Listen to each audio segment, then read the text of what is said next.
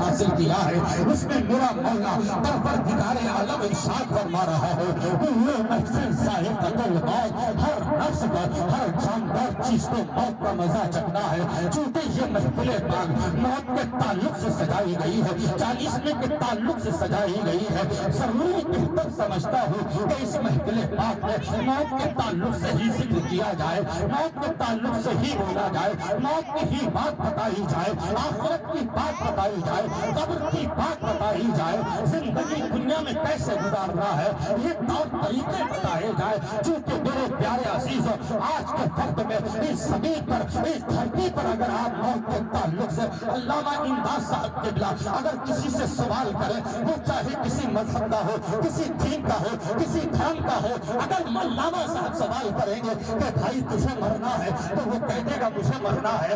اگر کسی مذہب والے سے معلوم کریں گے کہ ہاں بھائی تجھے مرنا ہے تو وہ یہ کہہ دے گا کہ ہاں بھائی مجھے مرنا ہے۔ ضرورت کس بات کی ہے؟ میرے بولنے میں اختلاف ہو سکتا ہے، میرے رومال اوڑھنے میں اختلاف ہو سکتا ہے، میرے چلنے میں اختلاف ہو سکتا ہے، لیکن میرے پیارے اگر اختلاف نہیں ہے کسی مذہب میں تو صرف موت کے تعلق سے اختلاف نہیں ہے۔ کسی سے پوچھیں گے، کسی دھرم کا ماننے والا ہو، کسی مذہب کا ماننے والا ہو تو جب آپ اس سے سوال کریں گے تو وہ ملا یہی جواب دے دے گا کہ ہاں بھائی مجھے مرنا ہے، مجھے دنیا چھوڑ کر کے جانا ہے۔ اللہ اکبر۔ میرے پیارے عزیزوں، ایک بات کلیئر ہو گئی، ایک بات کنفرم ہو گئی کہ مرنا سب کو ہے، مرنا سب کو ہے، چاہے وہ امیر ہو، چاہے وہ غریب ہو، چاہے فقیر ہو، چاہے مسکین ہو، چاہے مکان والا ہو، چاہے مال والا ہو، چاہے دولت والا ہو، چاہے سرمایہ کار والا ہو، کوئی بھی ہو، مرنا سب کو ہے۔ یہ بات کلیئر ہو گئی۔ لیکن میرے پیارے عزیزوں، آؤ ذرا تھوڑا سا اور آگے بڑھتے ہیں۔ جب ہمیں مرنا ہی ہے تو مرنے سے پہلے اللہ نے تمہیں دنیا میں پیدا فرمایا ہے تو یہ بھی جان لیا جائے میرے پیارے اللہ نے کیوں پیدا فرمایا ہے؟ کیا پیمانہ پیدا فرمایا ہے؟ کیا بے سود پیدا فرمایا ہے؟ کیا آپ کے پیدا ہونے کا کوئی مقصد نہیں ہے؟ کیا آپ کا پیدا ہونے کا کوئی مطلب نہیں ہے؟ نہیں نہیں۔ جب ہم نے قرآن کریم کی بارگاہ میں استفسار کیا، اللہ کے مقدس کلام سے جب ہم نے پوچھا، اے کلام ذرا یہ بتا، اے اللہ کے مقدس کلام ہمیں پیدا کیوں کیا گیا ہے؟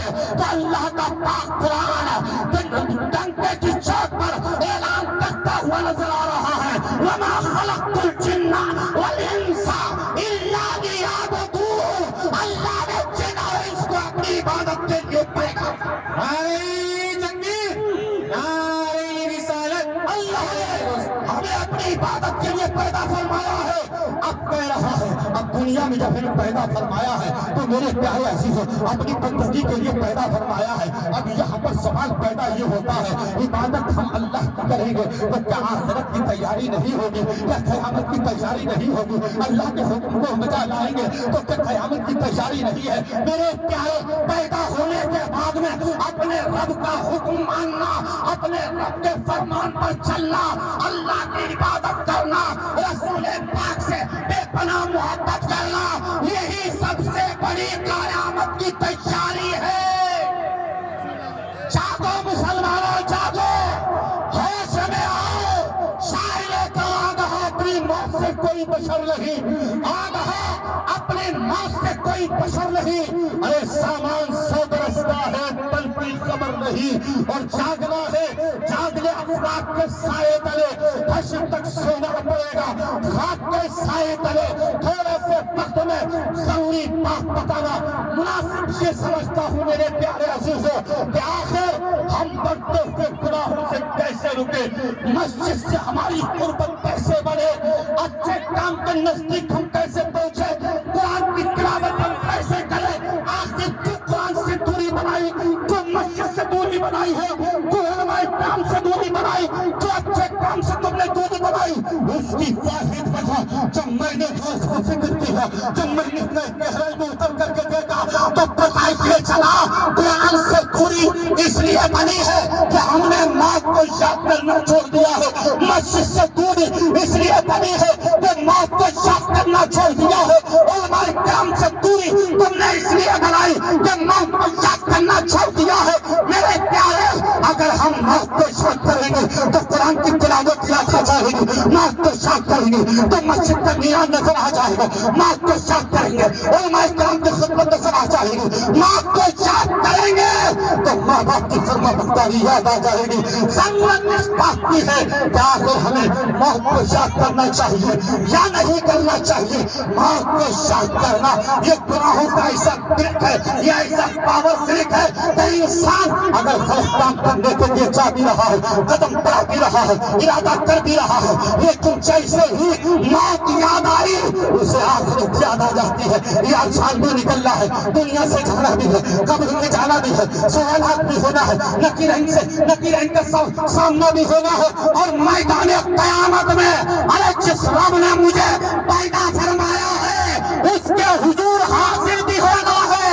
اللہ نے جب میدان قیامت میں سب کے سامنے مجھ سے سوال کر لیا کہ میں نے تجھے کیوں پیدا فرمایا تھا، تو اس وقت میں جواب دوں گا میرے پیارے موت کا نام گالی نہیں ہے، موت کا نام گالی نہیں ہے، ہوش میں آؤ، ہوش کا ناخن لو میرے پیارے عزیزو، موت کا نام گالی نہیں ہے۔ جتنا تم موت کو یاد کرو گے اتنا ہی گناہوں کے دلدل سے باہر آتے چلے جاؤ گے۔ جتنی موت کو یاد کرو گے تو تمہیں قربت کی خدمت یاد آ جائے گی، خدمت خلق یاد آ جائے گی۔ جتنا موت کو یاد کرو گے قرآن کی تلاوت یاد آ جائے گی، جتنا تم موت کو یاد کرو گے اتنا ہی نمازوں میں دل چھپتا ہوا چلا جائے گا۔ جتنا تم موت کو یاد کرو گے ماں باپ کی فرما برداری یاد آتی چلی جائے گی۔ میرے پیارے حدیث پاک سماعت فرمائیے، موت کو یاد کرنا کون نہیں جانتا ہے، کون نہیں چاہتا ہے کہ ہم دنیا میں حضرت امام حسن حضرت امام حسین سے کے ساتھ میں رہے۔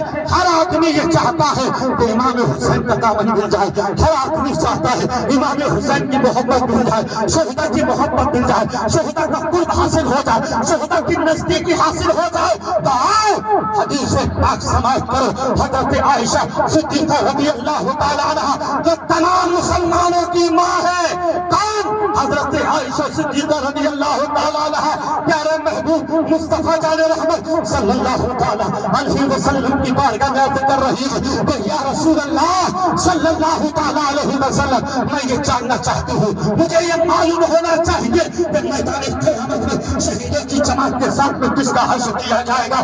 کیا معلوم کر رہی ہے؟ میرے پیارے دل کی گہرائی محبت میں سوچو، آئے امام صاحب کے پاس کبھی امام صاحب ذرا قیامت کا واقعہ سنا دیجیے، اے امام صاحب ذرا ہمیں حالات قبر سنا دیجیے، اے امام صاحب ذرا ہمیں حضرت ابراہیم علیہ السلام کی وہ صورت پڑھ کر کے بتا دیجیے کہ جب مومن کی روح نکالتے ہیں تو کیسی صورت ہوتی ہے، کافر کی روح نکالتے ہیں تو کیسی صورت ہوتی ہے۔ کبھی تم نے جاننا چاہا؟ علامہ امداد صاحب جہاں تک میرا ذہن قبول کر رہا ہے، ہماری قوم کو صرف دعوتیں معلوم ہے، چھٹی چلے معلوم ہے، تیجے فاتحہ بغیر خطائے نماز کے کرانا معلوم ہے۔ علامہ امداد صاحب یہ ٹھکے کی چھت پر میں کہہ سکتا ہوں کہ ہماری قوم مسلم کو اگر قبر کے حالات ان سے معلوم کرو تو کچھ نہیں معلوم، قیامت کے حالات معلوم کرو تو کچھ نہیں معلوم، آخر معلوم ہے تو کیا ہے تو یہ دنیا کو حاصل کر لیا جائے۔ تیرے سال میں پوری زندگی تباہ و برباد کر کے رکھتی ہے۔ میرے پیارے عزیز ہیں، ارے تم سے مسلمان ہو، تمہاری تاریخ کو پڑھ پڑھ کے لوگ بھیجانے کیا کیا حاصل کر رہے ہیں۔ ارے ہم نے اس دنیا کے اوپر فتح کامرانی کے جھنڈے لہرائے ہیں، جس میدان میں ہم گئے ہیں فتح کامرانی کی چھاتی پر ہمیں جھنڈا گاڑا ہے۔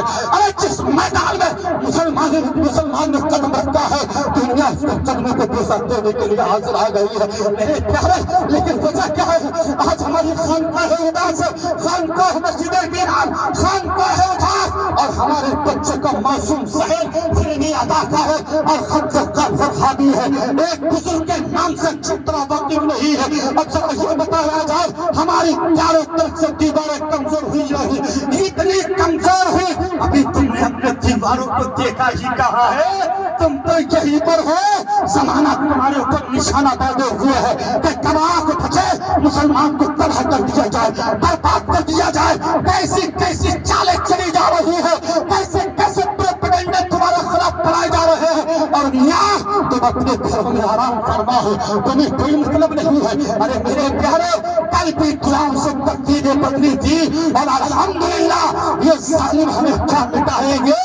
آج بھی انشاءاللہ جب ہم تہے دل سے مسجد میں جا کر اپنی پیشانی کو جھکائیں گے تو آج بھی دعاؤں سے تقدیریں بدل سکتی ہے، انقلاب پیدا ہو سکتا ہے، قوم مسلم زندہ ہو سکتی ہے، قوم مسلم بیدار ہو سکتی ہے، لیکن کرے گا کون؟ میرے پیارے بتاؤ کون کرے گا؟ آخر ہمارے اسلاف نے بھی اور بس میں کائنات کے پروردہ تھے، ہمارے دین بھی اس بس میں کائنات کے پروردہ تھے، لیکن ان کے پاس میں کون سا جوہر موجود تھا، ان کے پاس میں کون سی طاقت تھی کہ جنگ رکھتے بے سبب سامانی میں ہوتے اور ظلم تشدد کے نشے بن کے پھرتے چلے جا رہے ہیں، اپنا شگال کر کر پوری دنیا پر چھا گئے تو یقین سے کہہ سکتا ہوں میں اللہ کے رسول کی محبت کے کرشمے تھے۔